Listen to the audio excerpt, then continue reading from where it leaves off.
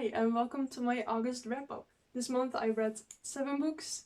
More or less one book I only read halfway this far, but I am planning on finishing that really soon, so I've included it here because I know that I really enjoyed this. The list is not sorted in any way because I'm not really sure which one I started, so I'll just show you the books. Carmilla by Sheridan and Fanu.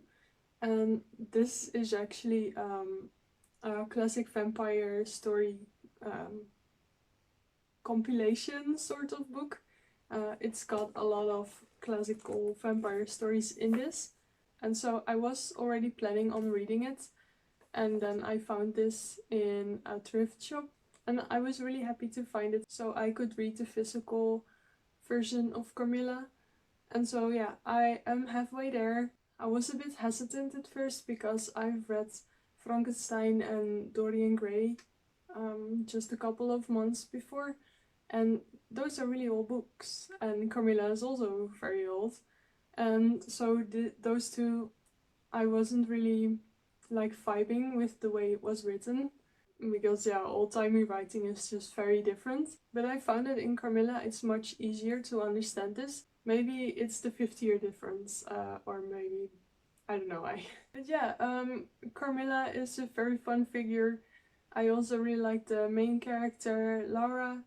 Um, it's just very fun how oblivious she is about Carmilla being a vampire.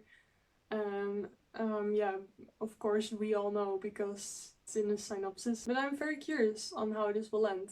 And every time I'm reading this, I'm contemplating whether or not to make a drinking game out of it, because the word melancholy is used so often. That is one thing that I found in this book that I just thought was very funny, because it's just such an old-timey word too. And it also makes me think of my co-host Melanie a lot, because their Instagram handle is Melancholy Melanie.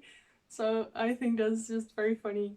So the next book I read is Brokeback Mountain by Annie Proulx. I had this book on my Goodreads TBR list for a while, because I've seen the film before, so I was very curious how the book would be.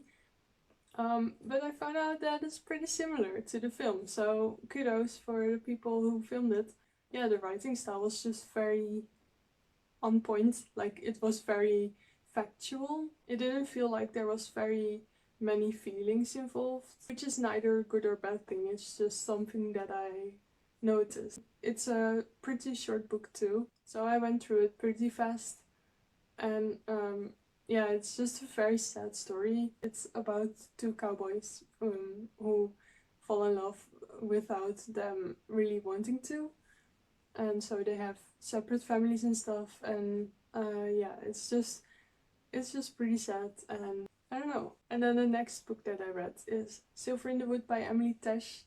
It was actually a reread of mine, and this time I listened to it just to refresh my memory before we did the podcast for it, and it was just such a good time. The book is just kind of like a warm hug, but then in an aesthetic way. It's just very atmospheric, and it's set mostly in the forest.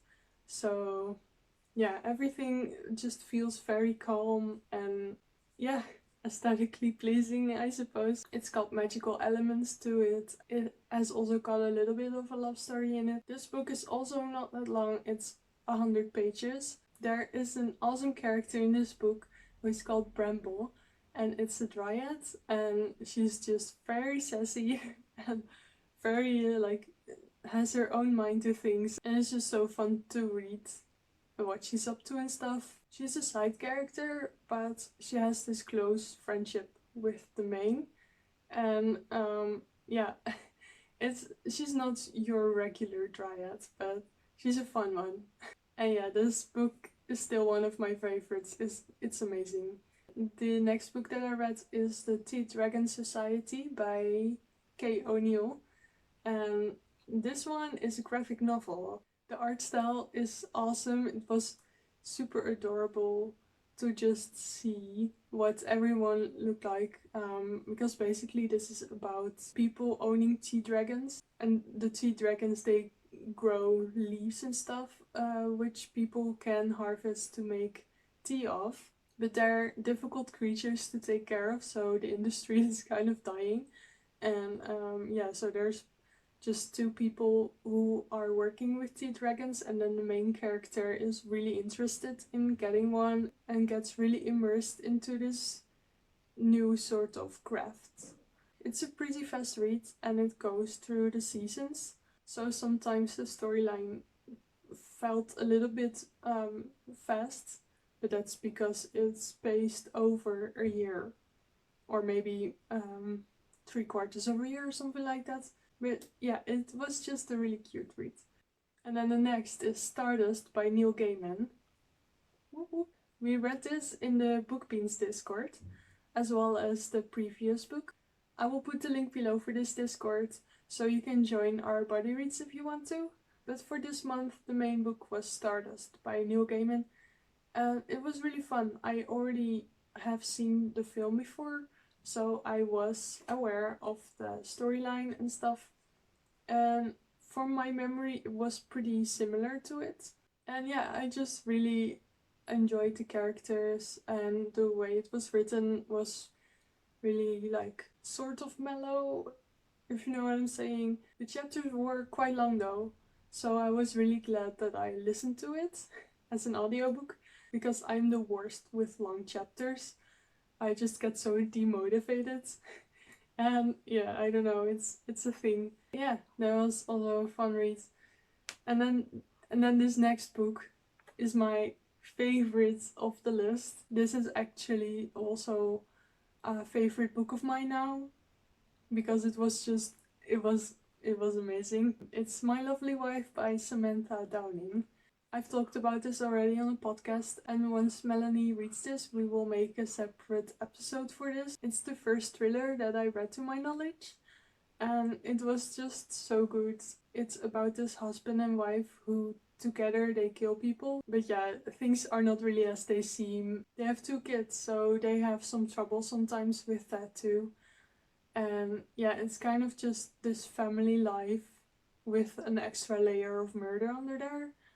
And yeah, I just really enjoyed this, and the build up to the conclusion of this book was really good, in my opinion, as well.